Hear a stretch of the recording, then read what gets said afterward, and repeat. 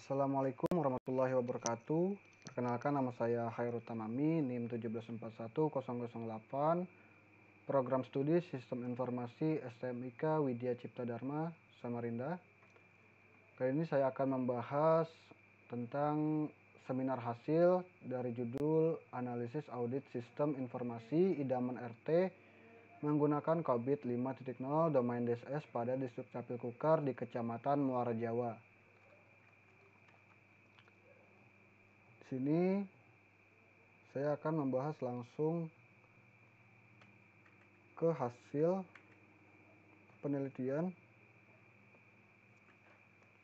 Yang pertama yaitu penentuan domain COVID 5.0 berdasarkan analisis yang telah dilakukan dari hasil wawancara, observasi dan mengacu pada Renstra Disdukcapil 2016-2021 dengan teori yang ada pada domain DSS, maka penulis melakukan penelitian menggunakan domain DSS 01 yaitu mengelola operasi.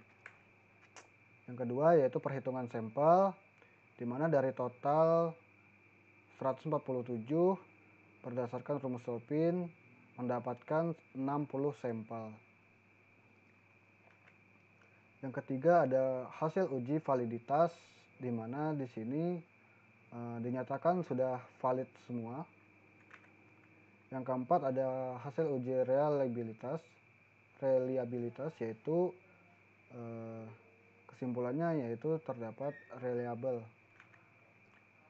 Dan yang kelima yaitu menentukan tingkat kemampuan yang ingin dicapai berdasarkan wawancara yang dilakukan kepada Kepala Seksi Tata Kelola Sumber Daya Manusia, Teknologi, Informasi dan Komunikasi di Disdukcapil Kukar, yaitu berdasarkan penjelasan tingkat di capabilitas level, pada level berapakah tingkat kemampuan tata kelola yang ingin dicapai. Dan yang ingin dicapai oleh pihak Disdukcapil Kukar yaitu pada level 4 atau predictable. 6. Menentukan tingkat kemampuan saat ini, dan di sini ada 60 responden dari Ketua RT di Kecamatan Muara Jawa. Di sini terdapat nilai rata-rata yaitu level 1 96,6%, level 2 2.1 yaitu 96,3, 2.2 yaitu 91,2, 3.1 yaitu 79,6, 3,2 yaitu 55,7, level 4 4.1 yaitu 13,8%, 4.2 yaitu 8,3%. Di sini dapat disimpulkan bahwa tingkat kapabilitas level saat ini berada pada level 3, belum mencapai level 4. Yang ketujuh yaitu verifikasi hasil, di mana target level yang ingin dicapai adalah level 4 dan tingkat kemampuan proses saat ini ada pada level 3. Dinyatakan kuesioner layak digunakan untuk sebagai alat ukur berdasarkan uji validitas dan reliabilitas berdasarkan SPSS. 8. Analisis kesenjangan, di mana saat ini berada di level 3 yang diharapkan level 4, maka DSS 01 4 dikurang 3 sama dengan 1, yaitu 1 gap. 9. Strategi perbaikan untuk meningkatkan level 3 ke level 4. PA 4.1 proses measurement, yaitu adanya pengukuran kuantitatif terhadap kinerja yang relevan dengan masing-masing tujuan bisnis, melakukan penelitian kinerja terkait kegiatan operasional pada idaman RT sesuai dengan SOP yang ada, mempekerjakan pegawai sesuai dengan keahlian dan pengalaman dalam kegiatan operasional idaman RT, memberikan pelatihan dan pendampingan secara teratur agar para admin idaman RT dapat mengoperasikan idaman RT secara sempurna. Hasil pengukuran dikumpulkan, dianalisis, dan dilaporkan untuk memonitor apakah secara kuantitatif kualitas kinerja proses tersebut telah tercapai.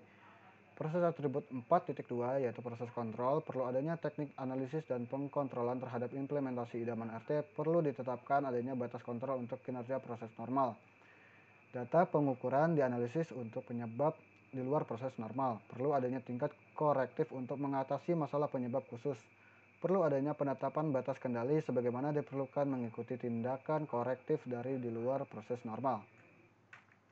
Kesimpulannya adalah berdasarkan analisis yang telah dilakukan mengacu pada Renstra Disdukcapil serta hasil wawancara dan observasi dengan teori yang ada pada domain DSS, maka penulis Melakukan penelitian menggunakan domain DSS, yaitu mengelola DSS01, yaitu mengelola operasi.